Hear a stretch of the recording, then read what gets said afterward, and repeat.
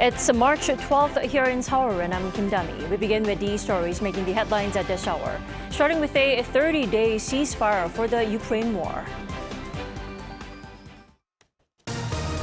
The U.S. and Ukraine are calling for a 30-day ceasefire, which is subject to an agreement from Russia. U.S. President Donald Trump says he'll arrange related talks with his Russian counterpart Vladimir Putin within the week. The 25% tariffs on all steel and aluminum imports will start on Wednesday, as Trump has long warned. Canada took back its threat of a 25% electricity surcharge after Trump threatened to hike up the steel and aluminum tariffs to 50%. South Korea added 136,000 jobs in February, seeing modest job growth in the 100,000 range for the second straight month. But job growth in construction and manufacturing remained poor. Ukraine said it's ready to accept an immediate 30-day ceasefire proposed by the U.S. President Zelensky is now urging the U.S. to convince Russia to do the same, while President Trump says he will talk to Putin about the deal. Our Bae-eun-ji starts us off. Talks between senior officials from the U.S. and Ukraine that took place in Saudi Arabia appeared to have been fruitful, as Kyiv agreed to a proposal for an initial 30-day ceasefire with Russia. In a joint statement on Tuesday, the U.S. agreed to resume military aid and intelligence sharing with Ukraine, immediately after Kyiv said it was ready to accept the peace deal proposed by Washington. The two sides also said they'll conclude an agreement for developing Ukraine's critical mineral resources as soon as possible. U.S. Secretary of State Marco Rubio, who led the U.S. delegation to the talks, said Washington would present the ceasefire offer to the Kremlin, noting that it's now up to Russia to end the fighting. Hopefully we'll take this offer now to the Russians, and we hope that they'll say yes to peace. The ball's now in their court. But how Moscow might respond is far from certain. U.S. President Donald Trump also said he hopes Russia agrees to the ceasefire proposal, hinting that he may talk to Russian President Vladimir Putin about it possibly this week. He added that he's willing to invite Ukrainian President Volodymyr Zelensky back to the White House. Get the Russians to agree? I'll talk to Vladimir Putin, yeah. When will I you want to talk get, to look, that's the other, it takes two to tango, as they say, right? So hopefully he'll also agree. And Zelensky, who was in Saudi Arabia but did not participate in the talks, said the ceasefire was a positive proposal, but stressed that Washington must convince Moscow to agree to it as well. Ukraine accepts this proposal. We consider it positive. We are ready to take such a step, and the United States of America must convince Russia to do the same. European leaders welcomed the 30-day ceasefire proposal, saying the EU is ready to play its full part in the upcoming peace negotiations, while also adding that this is a positive development that can be a step towards lasting peace for Ukraine. Bae-eun-ji, Arirang News.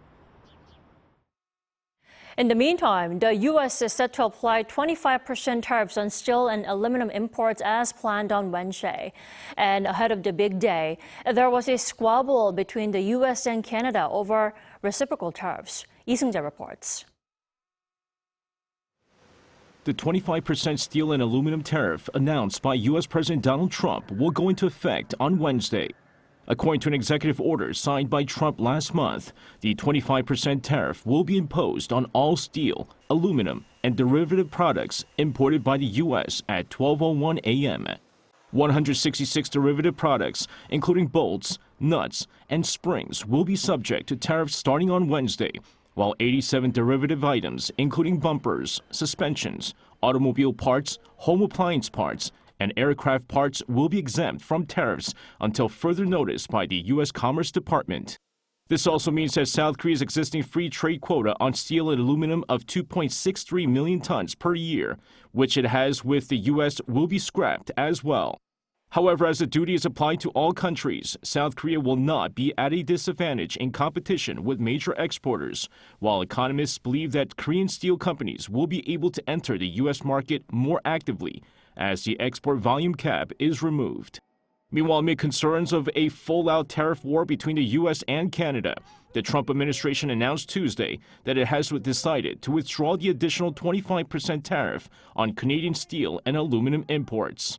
Trump had threatened to impose an additional 25% for a total 50% tariff on Canadian steel and aluminum imports after Ontario threatened to impose a 25% surcharge for electricity imported by the U.S. Ontario Premier Doug Ford announced that he had agreed to suspend the 25% surcharge on electricity after holding talks with U.S. Commerce Secretary Howard Lutnick. The two will hold talks again on Thursday, along with the U.S. Trade Representative, to discuss renewing the U.S.-Mexico-Canada Free Trade Act ahead of the April 2nd reciprocal tariff deadline set by Trump. 이승재, Arirang News. And it's not just the war in Ukraine and tariffs that Trump is all into. He is also committed to reshaping immigration policies, namely a 5 million gold card as a route to U.S. citizenship. We are joined by legal expert Gary Kim this morning. Welcome. Hello. How are you? Good. How are you? Thank you. Well, to start off, do remind us what this $5 million gold card is and how it works. Well, it's a very interesting proposal. Basically, he's trying to sell the U.S. green card for $5 million investment. We've had EB-5 program for the past 30 years or so, and the investment amount has been $800,000.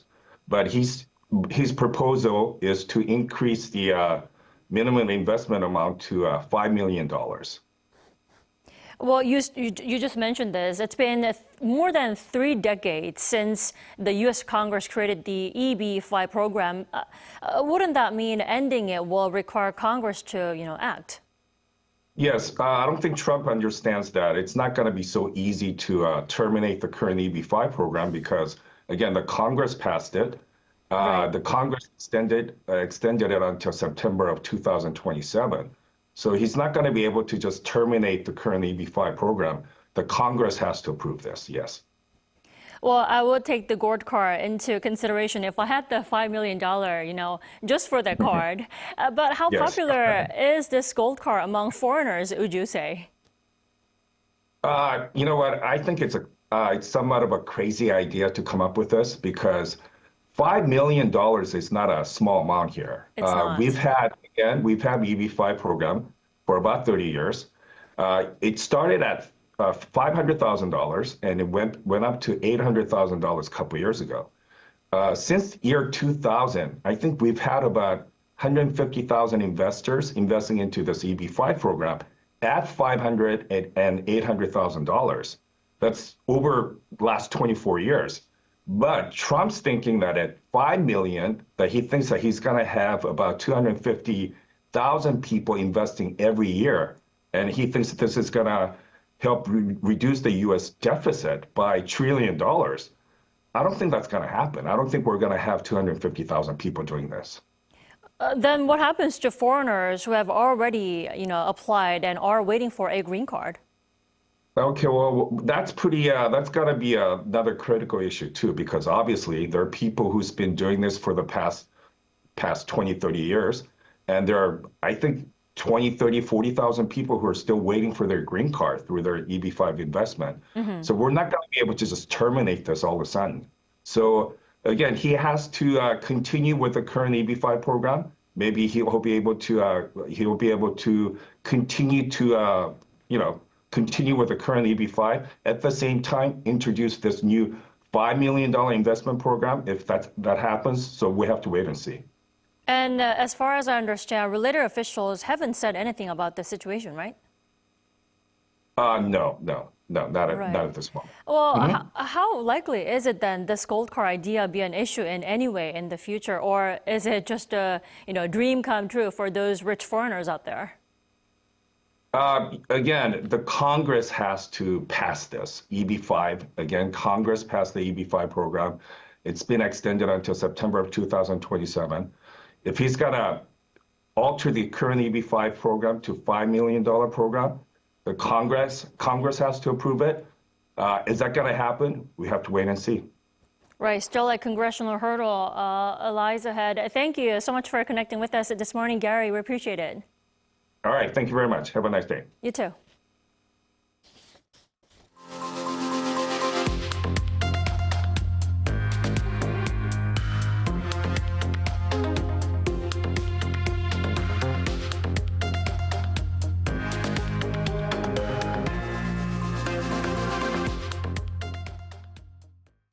Job growth in South Korea picked up last month, but the country still faces a youth job crisis.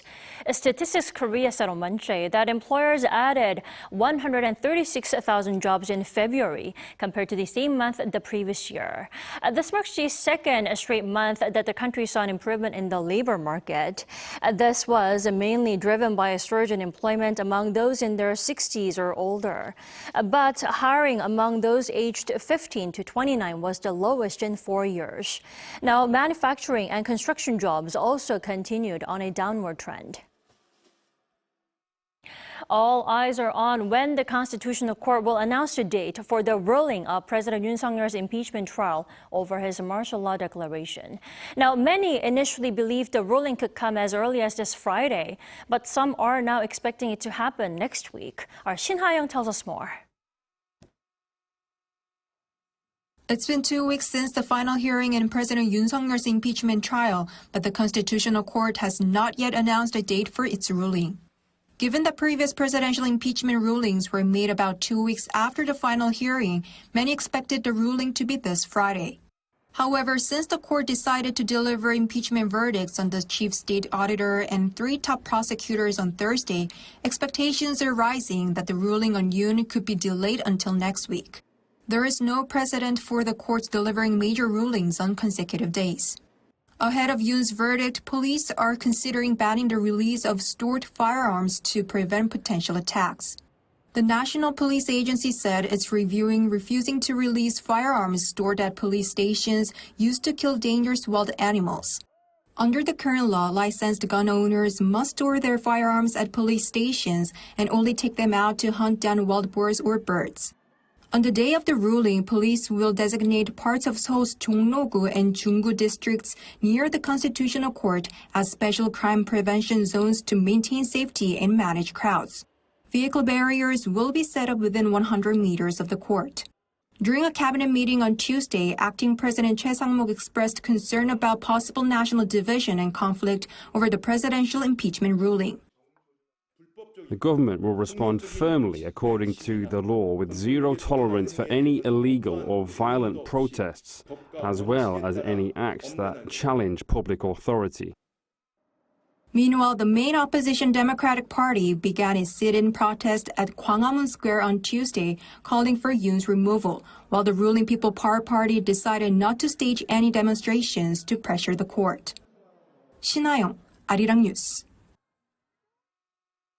Key springtime military exercises between South Korea and the U.S., marking the very first major drills between the two allies since Trump returned to office, are in full swing. Our defense correspondent Kim Bo-kyung shares some scenes from the drills.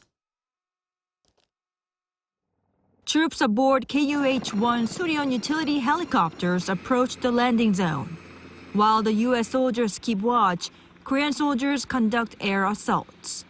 About 400 troops from the ROK Army's 1st Infantry Division and the U.S. 2nd Infantry Division ROK-U.S. Combined Division's Stryker Brigade held joint exercises on Tuesday. The drill at a training facility in Paju City is part of the Allies' computer-simulated Freedom Shield exercise that began its 11-day run on Monday. It aimed to strengthen South Korean-led combined operations capabilities with an ROK Army battalion commander directing U.S. company operations. Through thorough war games, from helicopter boarding to capturing the objective, South Korean and U.S. troops were able to move as one. In particular, by sharing combat expertise between the two countries' forces, we were able to further enhance our combat capabilities. So we were very fortunate that we can conduct this combined training with the Republic of Korean Army. It is a great learning opportunity for my soldiers and myself to increase interoperability with the Republic of Korea Army and to strengthen the alliance. In connection to Freedom Shield, the Navy's 2nd Fleet also led an integrated port defense drill at the western port of Pyeongtaek, Tangjin. Responsible for guarding the West Coast, the Korean Navy aimed to boost response procedures for aerial, chemical, biological, and radiological threats against the port and many other critical national infrastructure sites, along with the Army, Police, and Coast Guard. We will continue to protect key facilities in the West Sea with a strong and close-knit coordination system with relevant agencies. The on-field drills are to continue until March 20th. Kim Bo-kyung, Arirang News. North Korea has once again slammed the annual joint exercise and also highlighted the accidental bombing of a civilian area by South Korea's Air Force. The regime's Iran news agency said Wednesday that the joint drills must be taken seriously, adding that they are the root of the worsening situation on the Korean peninsula. It also said the accidental bombing by South Korean fighter jets last week was in a civilian area located near the border, adding that the situation could have escalated significantly if bombs had dropped a little further north. Also on Tuesday, the White House condemned the North's recent launch of multiple ballistic missiles earlier this week. While condemning Pyongyang's actions, White House Press Secretary Caroline Leavitt also reaffirmed the ironclad alliance between Seoul and Washington.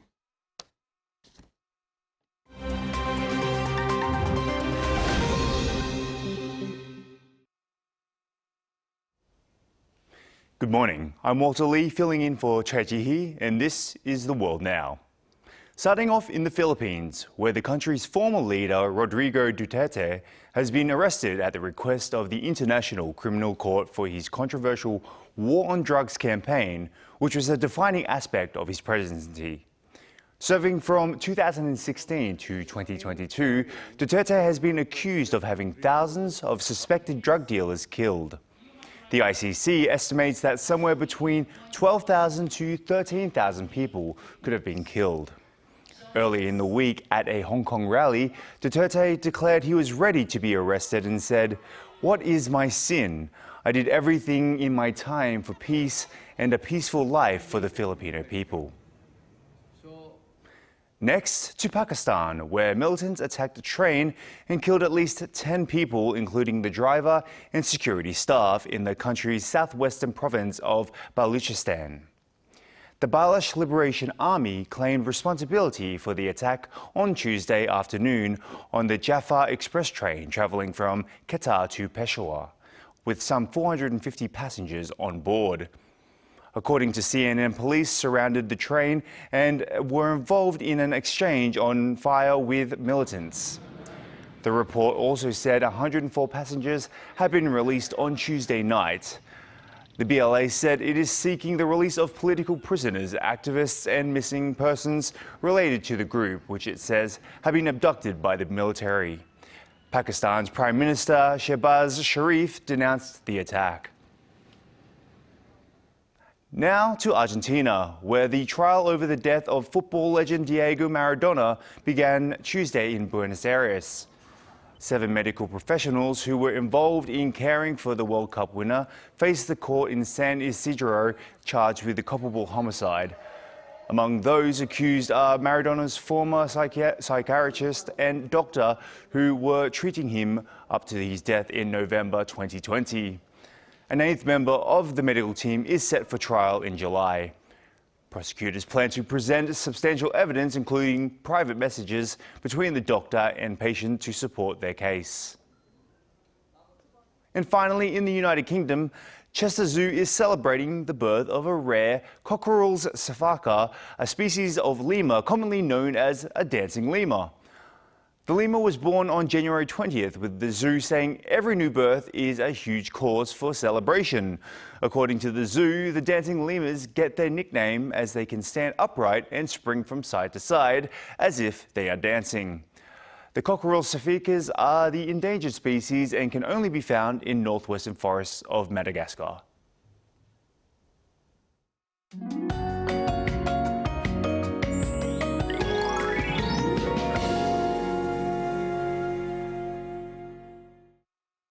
Amazing to notice what Mother Nature is capable of. It was only a couple of weeks ago we were holding on to winter jackets, but yesterday's afternoon warmth made it feel like hotter weather was just around the corner. As for today, highs will go down more than 5 degrees in the capital and the rest of the upper regions. Then there will be afternoon spotty rain in the upper areas in Jeju. The amount will not be that much, but those of us in the capital area will be trapped in high levels of fine dust again.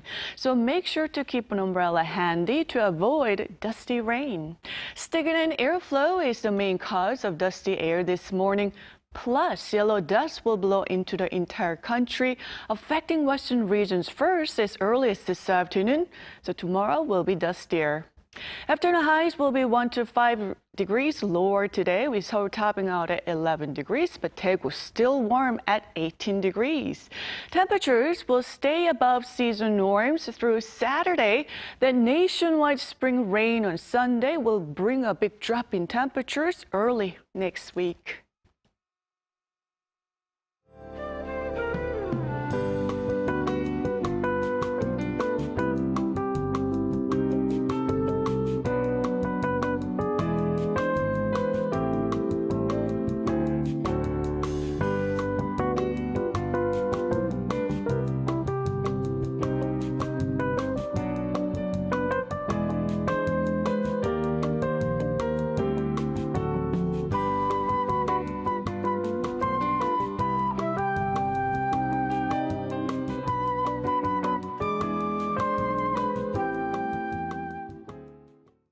That is all we have for this morning. A new day at Arirang will be back tomorrow at the same time, 10 a.m. Korea time. Thank you so much for watching.